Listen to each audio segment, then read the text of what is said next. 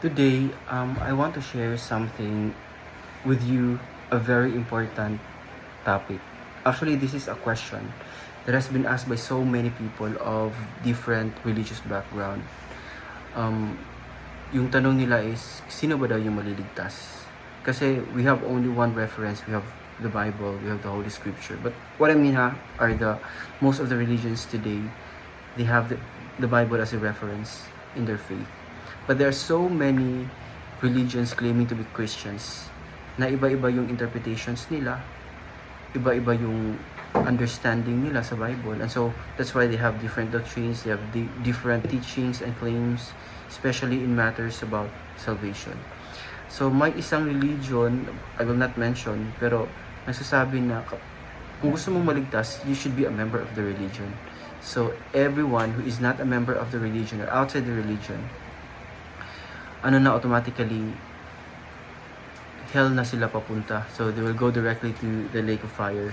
Yun ang paniniwala nila. For me, that is not correct because hindi naman ganyan ang Diyos. Ang description kasi ng Bible sa Diyos is He is a just and fair God, full of justice. Na ngayon, kung ganun lang pala ang yun lang pala ang basis, yun ang gauge, ang measure para maligtas ka. So, nasaan yung justice, yung pagka-fair ng Diyos kung ganun lang? Kasi we cannot blame other people to have different religion from others kasi syempre yun ang dun sila namulat sa relihiyon na yun. So, we cannot blame them na nandun sila. So, yung ganun na paniniwala, I believe 100% hindi yun tama. That is not biblical, that is not scriptural. The other claim is that nagsasabi sila na mananampalataya ka lang, wala ka nang gagawin, so maliligtas ka na. Well, for me, that's not quite right because sabi ng Biblia sa James 2:26, it says, "For as the body without the spirit is dead, so faith without works is dead also." So faith without works is dead according to James. So how come nasasabi nilang ganun? Diba? So, yung ganun na paniniwala, hindi din siya tama. Hindi ko masasabing dapat paniwalaan ng mga tao.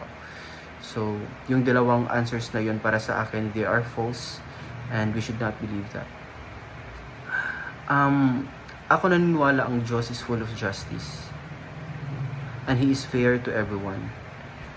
Especially when it comes to salvation, God is fair. Wala siyang pinapakitang favoritism. That's according to the Holy Scripture. Sa New Testament, God shows no personal favoritism to no one. To anyone rather. So wala siyang favorite. So fair siya.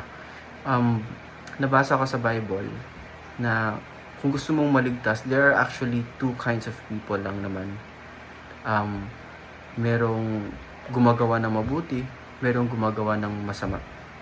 So, yung gumagawa ng mabuti, yun sila yung maliligtas. Samantala yung gumagawa ng masama, sila yung hindi maliligtas. No? So, I want to share with you this this is a verse from Matthew chapter, these are two verses. Matthew 13 verses 47 to 48. It says, "Again, the kingdom of heaven is like a net that was thrown into the sea and gathered fish of every kind. When it was full, men drew it ashore and sat down and sorted the good into containers, but threw away the bad." So, dalawa lang pala. So isa siyang comparison. So, meron daw fisherman na nagcast ng net. Say for example sa dagat, no? And then nung kinuha na niya yung net na kinast niya sa dagat, may iba't ibang klaseng isda. May mga isda na pwedeng ibenta, may din mga isda na parang hindi na pwedeng ibenta, so pangit na sila. So yun yung comparison. Yun palang isda na sinort out, those represent good and evil. So yung mga mabubuti dinala sa nilagay sa container, tapos yun ang dinala, tapos yung mga isda na hindi na mapapakinabangan kasi mga masasama na silang, siguro baka ito yung mga isda na hindi talaga nakakain kasi may mga isda talaga na parang poisonous. Say for example, yung mga puffer fish bang tawag dun, yung nakaka-poison. So mayroong mga ganun na mga isda. So yung mga ganun, they represent evil people. So they were thrown na lang kasi hindi sila mapapakinabangan. So Jesus explained in the next verses, saying that at the end of the age, the angels will separate the wicked from the righteous. So yun nga, may righteous, meron ding wicked. So when it comes to salvation, they will be separated. May mga mabubuti, they will merong verse sa Bible na nagsasabi na para silang goat at saka yung sheep. Yung sheep nilalagay sa right side at saka yung mga goat sa left side. So yung mga sheep, yung mga mabubuti, they represent the good people, the righteous ones, and the yung mga wicked ones, the goats represent the wicked ones. So mabubuti lang at saka masasama, di ba? So I think klaro naman siya na ganun yung judgment ng Diyos. Kung pagbabasihan natin yung principle na ang Diyos is full of justice, that God shows no personal favoritism. So kahit sino ka man, kahit ano pa yung religion mo, kahit ano yung kasarian mo, kahit ano yung kulay mo, kahit ano yung estado ng buhay mo, kung gumagawa ka ng mabuti, maliligtas ka.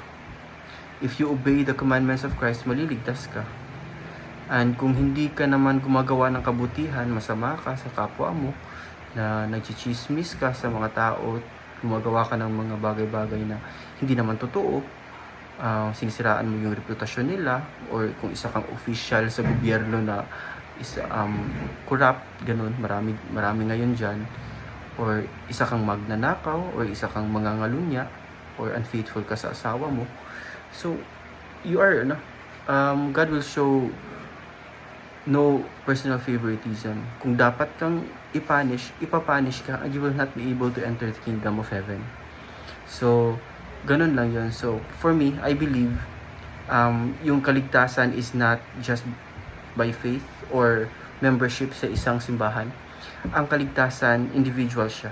So, kung mabuti ka, gumagawa ka ng kabutihan sa kapwa mo, pwede kang masali doon sa sheep na sinasabi ng Diyos na mabubuting mga tao na makakapunta sa kaharian ng Diyos. Samantalang kapag ikaw naman ay masama, hindi ka gumagawa ng kabutihan sa iyong kapwa, ikaw ay mapapasali doon sa tinatawag na mga kambing na sila naman yung parurusahan. And yung parusa ng Diyos ay everlasting. Kasi yung reward ng Diyos sa mga gumagawa ng kabutihan, everlasting din. So, everlasting versus everlasting. So, saan ka pupunta? Sa everlasting reward or everlasting punishment? So, it depends upon you. It depends on you kung ano yung gusto mong landas. Kung sa kabutihan ka, God describes it as a difficult way, a narrow gate. No, kasi it's really difficult to uphold your integrity. Minsan, when you uphold your integrity, gumagawa ka ng kabutihan, you expose what is good, nagsasuffer ka, pinapatay pa yung iba. Samantalang kung gumagawa ka ng kasamaan, parang free ka lang, tapos yung justice system naman natin, hindi naman yan siya absolute. So pwede kang makatakas. But in the justice system of God, you cannot escape in the everlasting punishment. So that's something that you have to think about. So it's up to you. Doon ka ba sa Broadway, yung madali lang nalandas, pero sa impyerno ka papunta? Or sa narrow gate, mahirap siya, pero doon ka naman sa everlasting reward. It's up to you to decide. Thank you.